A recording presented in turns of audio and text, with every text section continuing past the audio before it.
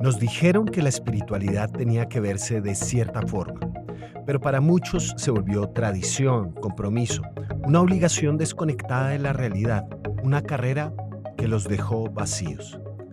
Pero seguimos buscando una fe más profunda, más honesta, más real, más abundante, más viva. No estás solo. Soy Miguel Pulido y te doy la bienvenida a Pródigo, el podcast. Hola queridos amigos, bienvenidos a este nuevo episodio del podcast que hemos titulado ¿Qué onda con los diezmos? Si eres nuevo por este lugar, te vas a encontrar que adelante del título del podcast hay un número secuencia que ya vamos por el 142. Entonces, ¿por qué esto es importante? Porque ha habido unas nuevas temporadas, unos cambios que explicamos un par de episodios atrás, pero seguimos con la misma secuencia. Este podcast nació, como puedes ver, hace mucho tiempo, siempre con el propósito de dar mensajes y reflexiones actuales, reales, para nosotros a partir de la Biblia, un libro tan antiguo, pero que sigue siendo tan relevante porque es una radiografía del corazón del ser humano. Entonces, si vas más atrás, encontrarás que son episodios que siempre he pensado más o menos de 20 minutos. Los episodios más extensos suelen ser entrevistas que he tenido con amigos a lo largo de todo este tiempo. Entonces, bienvenido a este nuevo episodio. Si estás escuchando por YouTube o Spotify o Apple Podcast o cualquier otra plataforma, quiero animarte para que ojalá te suscribas, comentes, compartas este contenido si ha sido útil para ti y puede ser útil para otros. Todo ese tipo de cuestiones de los likes, de escribir, de compartir, ayudan un montón para la proliferación en medio de los distintos algoritmos que hay en todas las redes de promulgación de podcast y video. Bien, vamos con un tema que yo sé que es muy álgido, y lo que vamos a hacer, la mejor forma como tengo para tratar de comprenderlo y explicarlo, es ir históricamente respecto al significado del tema del diezmo. Parto de lo primero y esencial. Yo, Miguel Pulido, soy cristiano, soy pastor de una comunidad, pastor de una congregación y considero que aportar dinero debería ser parte elemental de nuestra generosidad e identificación como una comunidad, especialmente si hay personas que viven, trabajan y dedican su tiempo allí. Ahora, con eso dicho, creo que este tema de los diezmos y el enfoque que se le ha dado en la gran mayoría, por lo menos que se conocen o más se promulgan de las redes sociales, que se conoce respecto a las iglesias, el tema del diezmo ha sido muy mal utilizado y ha sido sumamente mal interpretado y desde mi punto de vista, bíblicamente no ha sido tan sólido el trato que se le ha dado. Entonces, estoy en medio de esas dos realidades. Soy pastor de una comunidad. Esta comunidad para la que estoy trabajando lo hago con todo el amor, pero ellos son responsables de mi salario, del tiempo que dedico a esto que hago. ¿No es cierto? Porque estamos fundamentados en la idea de que el obrero es digno de su salario. Si una persona está dedicando su tiempo a cuidar a otros, a dar mensajes, a preparar los mensajes, etcétera, etcétera, pues esa persona devenga un sueldo porque necesita comer y necesita vivir. Pero al mismo tiempo, he visto cómo este tema es sumamente sensible y mal tratado en comunidades de fe. Así que, dicho eso, la pregunta es, ¿qué onda entonces con este tema del diezmo? O sea, ¿soy creyente o estoy medio acercándome a esta idea o tengo una resistencia con la creencia cristiana respecto al tema de los diezmos? Entonces, planteo la discusión desde un punto de vista muy simple y es, ¿qué significa entonces el diezmo? ¿Qué significa cuando vamos a la raíz de dónde arrancó todo esto? ¿Qué significa, para qué se utilizaba y cómo lo podemos entender en el día de hoy? Entonces, quiero que hagamos someramente, porque en 20 minutos es lo que podemos hacer, someramente un recorrido a lo largo de 4 puntos fundamentales a lo largo de la Biblia que nos abre un poquito el panorama de lo que significó el diezmo y cómo podemos entenderlo en el día de hoy. La primera vez que aparece la palabra diezmo no está relacionada directamente con el pueblo de Israel, sino con Abraham, que le dio diezmos a Melquisedec, ¿vale? Sin embargo, no vamos a tocar este tema a fondo, se menciona en Hebreos por otras razones y circunstancias. No lo vamos a tocar a fondo porque no es una explicación tan detallada de lo que pasaba y la legislación que hay respecto a este tema de los diezmos. Cuando aparece el tema de los diezmos como legislación, por primera vez está en Números capítulo 18. Desde el versículo 20 en adelante, solamente vamos a leer un par de versículos al respecto, que es la explicación de cómo funcionan los diezmos y cuál es su propósito. Dice así el versículo 20, el Señor dijo a Aarón: tú no tendrás herencia en el país, tampoco recibirás ninguna porción de tierra porque yo soy tu porción, yo soy tu herencia entre los israelitas. A los levitas doy como herencia y en pago por su servicio en la tienda de reunión todos los diezmos de Israel. El pueblo de Israel se ha establecido, hay 12 tribus, 11 tribus tienen una tierra, 11 tribus dentro de la promulgación de cómo se debe dividir la tierra, 11 tribus tienen un territorio específico, excepto entonces los levitas, la doceava tribu, esa doceava tribu no tiene un terreno físico en ningún lugar del asentamiento de Israel. Y aquí es donde Dios dice, mira, tú no necesitas tierra, yo soy tu herencia. Ellos eran el pueblo escogido por Dios para dedicarse a los oficios del templo.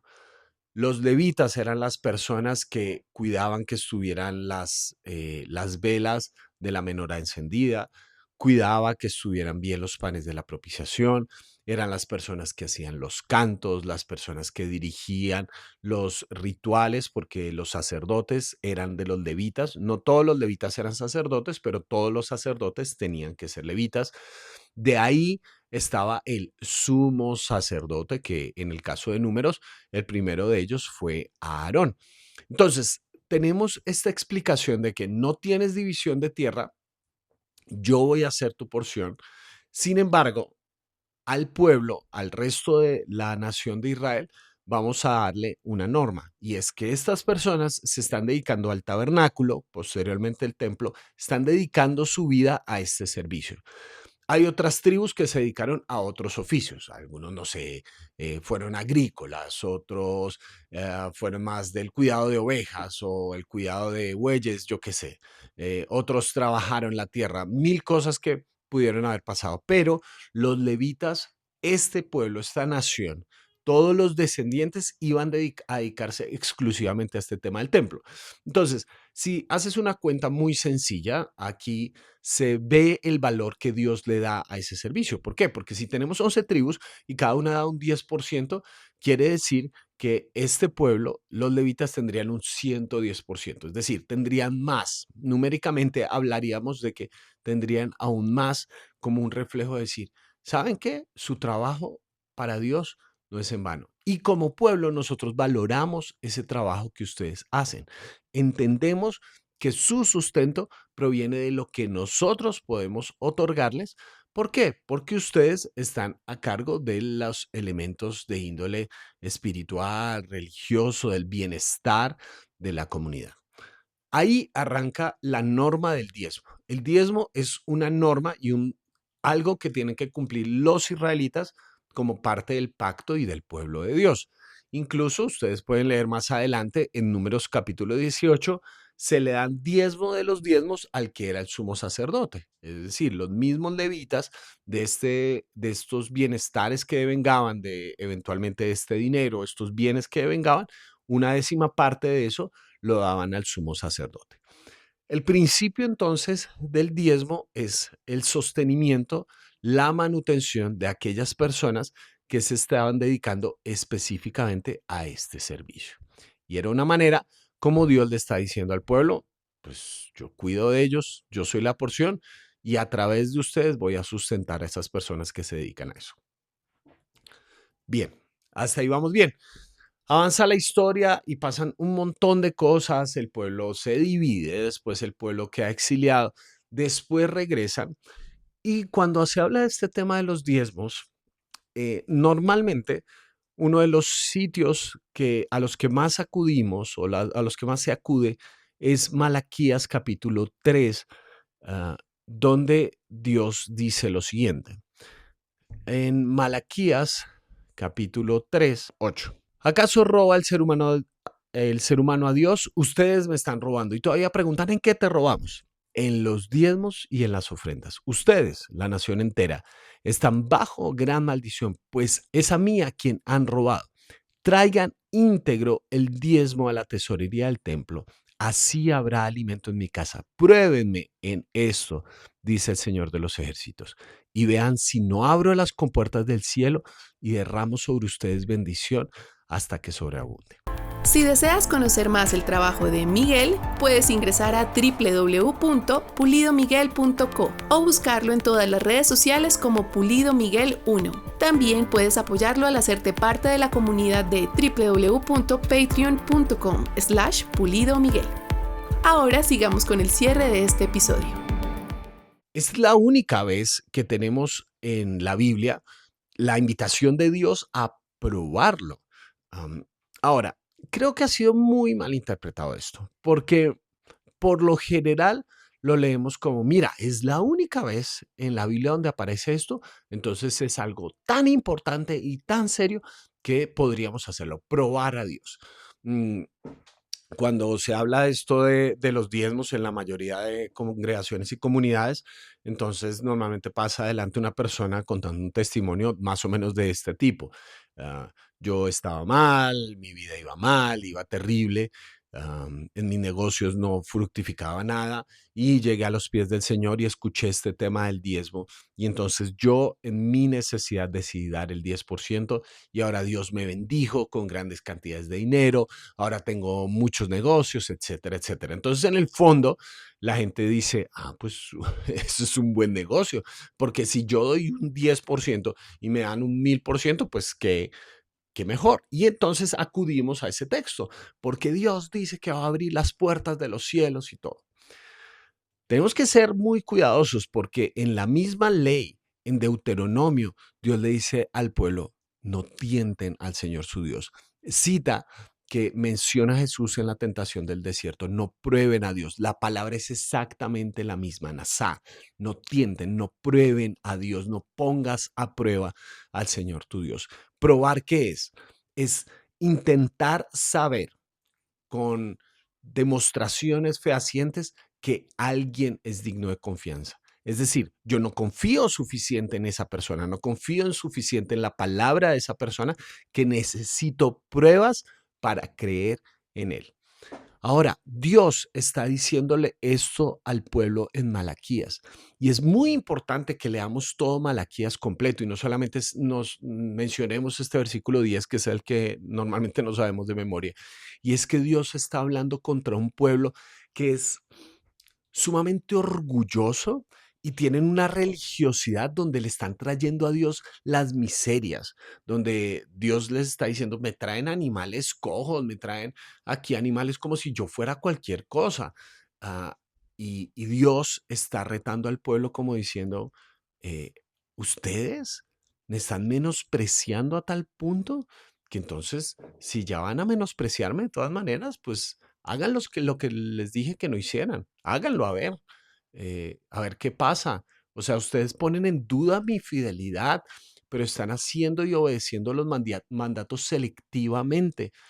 Eh, el problema de este pueblo es que tentaba a Dios constantemente con su maldad, con su falta de criterio, y ahora Dios les voltea la torta y les dice, bueno, si me van a tentar y me van a probar, entonces tiéntenme también con aquello que les afecta, con aquello que pone en tela de juicio cómo son ustedes en su relación con sus beneficios, con su dinero, con sus ganancias.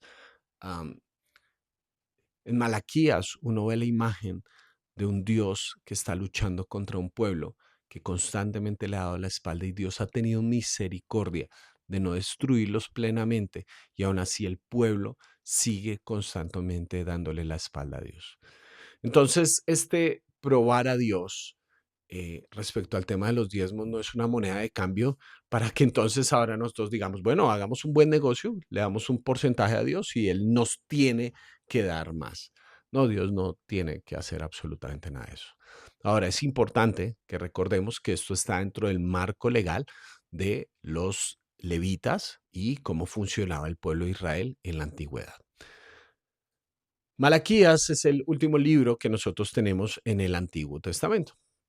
En el Nuevo Testamento, pues cuando ya aparece Jesús, hay una vez donde menciona la palabra diezmo y es en un reclamo contra los fariseos, un sermón brutal de Jesús en Mateo capítulo 23, donde le está diciendo constantemente a los fariseos que ellos son unos hipócritas. Y es la única vez que Jesús habla y menciona este tema de los diezmos. Mateo capítulo 23, versículo 23, donde dice lo siguiente: hay de ustedes, maestros de la ley y fariseos hipócritas, dan la décima parte de sus especias, la menta, la anís y el comino, pero han descuidado los asuntos más importantes de la ley, tales como la justicia, la misericordia y la fidelidad. Debían haber practicado esto sin descuidar aquello. Se acude a este texto como un argumento para decir, bueno, Jesús mencionó el tema de los diezmos, quiere decir que, bueno, ahí está, deberían seguir practicando esto sin dejar aquello. ¿Cuál es el problema ahí? Los fariseos todavía estaban dentro del orden de cómo estaba estipulado el sacerdocio en la Torá. ¿M? Y Jesús les está diciendo, ustedes se están convirtiendo muy selectivos en sus mandatos, porque cuando se trata del diezmo, ahí sí pegan el grito en el cielo y son metódicos y son meticulosos en cómo se debe dar el diezmo hasta de la menta. Pero cómo tratan a las personas, cómo cuidan a los más necesitados, eso sí lo han descuidado. Son muy metódicos en las cosas detalladas que les interesan, pero cuando se trata de otras normas y otras leyes, ahí sí las menosprecian y las desobedecen descaradamente. Jesús está llamando al pueblo a que tenga una coherencia. Ahora, ¿qué tiene que ver eso con el tema de los diezmos? Ah, recordemos, insisto, en que estamos dentro del parámetro levítico, pero pasa algo con Jesús y es que nosotros, yo no soy parte del pueblo de Israel, yo no soy judío, no pertenezco a ninguna tribu y por más de que nos guste utilizar de tanto en tanto terminologías como levita y sacerdote, no, no, eso, o sea, por norma nosotros no estamos dentro del oficio de las leyes que eran parte del pueblo de Israel. Nosotros no funcionamos así, ¿sí? No nos podemos acoger a la Torá. Jesús acaba con el tema del templo cuando dice, yo soy el templo, y posteriormente el apóstol Pablo dice, ustedes son templo del Espíritu Santo. Um, y aún más, en el Nuevo Testamento hay una reflexión muy importante y es que se habla de que todos los creyentes somos sacerdotes. Entonces, ¿qué tiene que ver eso con el tema del diezmo? Porque ya no lo asumimos desde la norma, desde el orden de que tiene que ser así, porque esa ley y esa norma, por la obra de Jesús, porque no pertenecemos a las estipulaciones de la Torá que fue dada para los israelitas, no pertenecemos a eso, ya no nos aplica como ley. Es decir, el diezmo no es una ley para nosotros, no hay levitas entre nosotros. Soy pastor, pero yo no soy levita, no pertenezco a la tribu de Leví. Soy Miguel Pulido, hijo de Carmen y Miguel. ¿M? Y soy gentil, que por la gracia de Dios ha sido llamado pueblo de Dios en Cristo. Fin de la historia. Entonces, esa estipulación y esa norma ya no se me aplica a mí. Y aquí es donde viene lo más interesante de todo, porque hablando del tema del dinero, el apóstol Pablo hace algo absolutamente revolucionario en 2 Corintios capítulo 9, versículo 7, y espero que esto quede grabado en nuestra mente. Cada uno debe dar según lo que haya decidido en su corazón, no de mala gana ni por obligación, porque Dios ama al que da con alegría. Pablo cambia de norma a decisión. Dar nunca es un tema de porcentajes, es un tema del corazón. Cada uno dé lo que propuso en su corazón. Yo lo digo de otra forma, el problema de la gente nunca ha estado en la billetera. siempre es un tema del corazón. Porque Pablo no dice cada uno del 10%, cada uno del 20%, cada uno de... No, porque el parámetro para el creyente es su Señor, no una norma. ¿Y qué hizo el Señor? El Señor dio todo. Y por eso Pablo puede decir con absoluta rebeldía, cada uno dé lo que propuso en su corazón. Así que si me preguntas con toda esta historia de dónde está el diezmo para nosotros, yo te diría pastoralmente que desde mi perspectiva el diezmo ya no es una ley, pero puede ser un principio. ¿Qué quiero decir con esto? Ya no es una norma para nosotros porque no estamos bajo la ley, no estamos bajo la Torá. No es una norma tener que dar, pero puede ser un principio. Si nuestro corazón le cuesta ser generoso, si nuestro corazón le cuesta dar sin esperar recibir nada a cambio, un 10% puede ser un buen lugar para empezar. Porque, como dijo el apóstol Pablo, cada uno debe dar lo que decidió en su corazón. Así que al dar con generosidad, estamos entrenando a nuestro corazón a ser generosos como Dios es generoso. Viendo toda esta historia, esa es mi perspectiva respecto al tema del diezmo. Hoy no es una ley, pero puede ser un principio. Y espero que si perteneces a una comunidad de fe, puedas entender que nosotros no damos para la iglesia, damos porque somos la iglesia. Y uno da para aquello a lo que pertenece y aquello a lo que ama.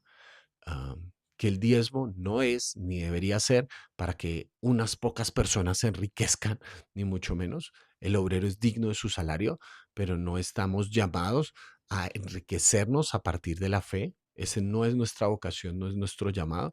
Los diezmos también son utilizados para bendecir a todo el pueblo de Dios, especialmente a aquellos que están en necesidad. Cada uno debe dar lo que propuso en su corazón. Ese es el parámetro bíblico, porque como cristianos no estamos llamados a dar el 10%. Estamos llamados a darlo todo por nuestro Señor, a perder nuestra vida incluso si es necesario por esta causa. Así que si el tema del dinero es un reto para ti, como creo que es para cada uno de nosotros, quédate con esa palabrita, que no es una norma, pero puede ser un principio de vida para mí.